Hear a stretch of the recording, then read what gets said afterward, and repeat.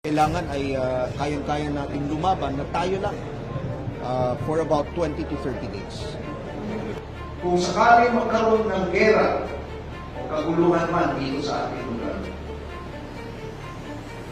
our ally and our partners are expecting us to fight the war ourselves during the first part of the conflict. Tayo muna ang makikipaggera. Kayang-kaya natin. We have the capability, kaya natin i-depensahan ang ating bansa, pero ang sinasabi ko po, kulang pa. Kulang pa. Kailangan natin depensahan yung ating bansa na tayo muna. Tayo muna. We have to rely on ourselves first.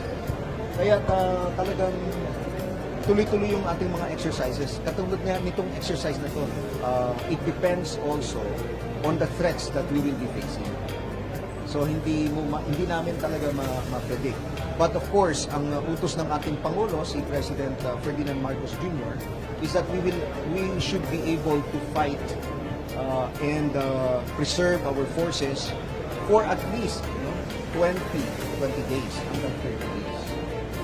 So yun yung pinaghahandaan ko natin.